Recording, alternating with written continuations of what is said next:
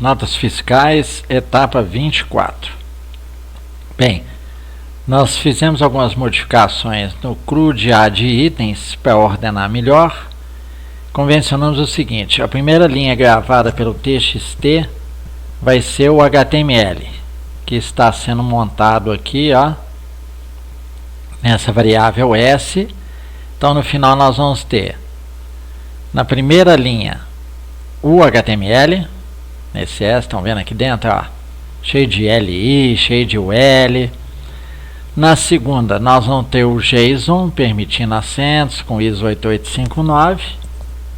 Depois nós vamos ter itens, um arranjo que vem com o nosso JSON, mas partido em pedaços, bonitinho, né, com tracinhos, só para facilitar a visualização, com o end of line, né, /R, /N no final.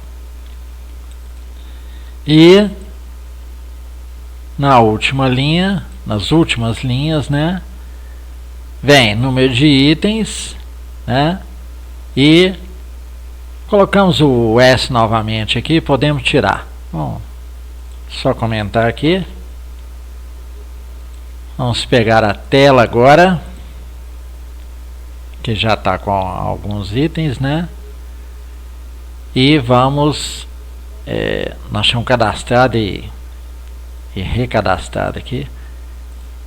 Então vamos pegar esse 023, pronto.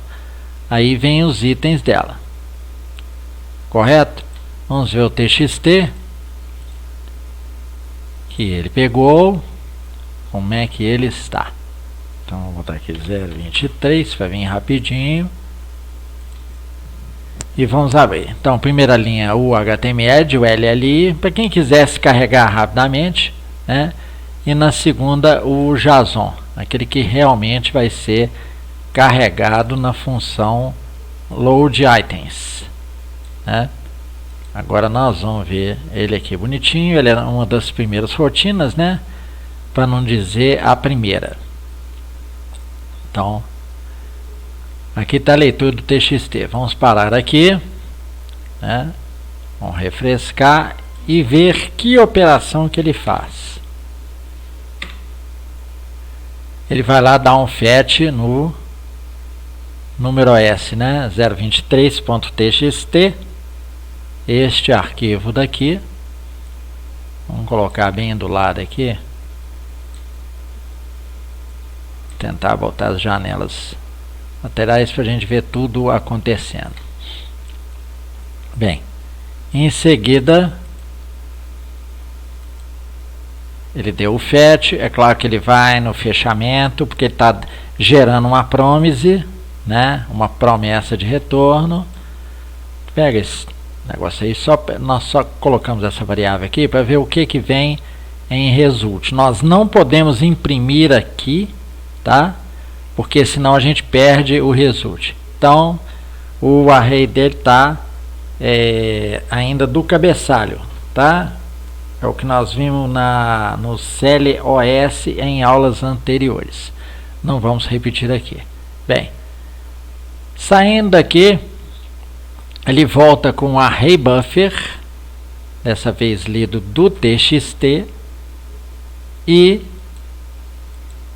esse array buffer vai ter um formato de texto. Estão vendo aqui? Text.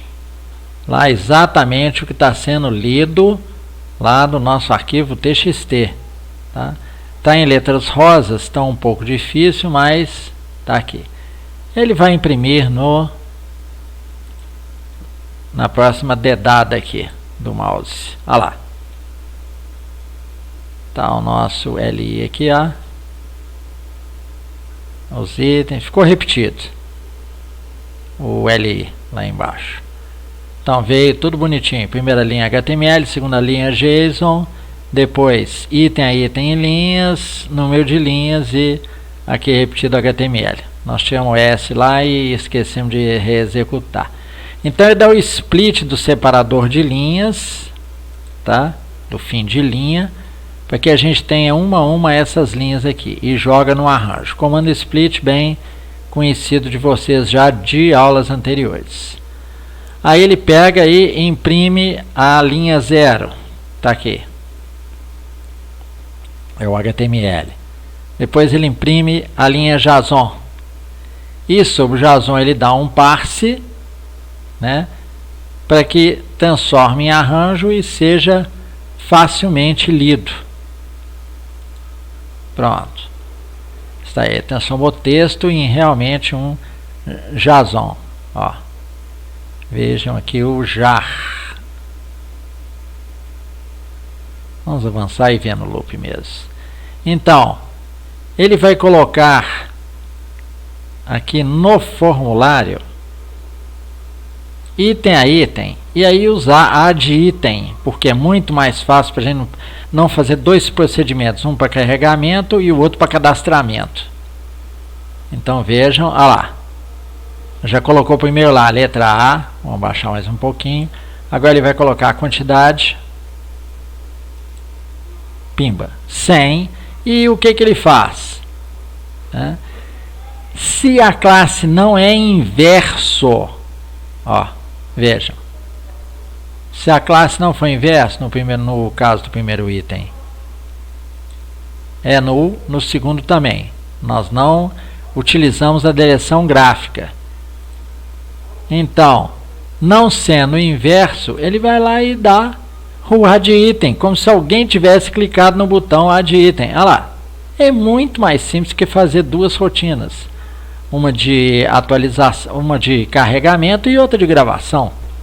Tá? Usamos a mesma e completamos a operação. Tá lá tudo bonitinho e aqui ficou o último. É claro que nas próximas etapas nós vamos acabar com isso, tá? Então, tudo muito tranquilo.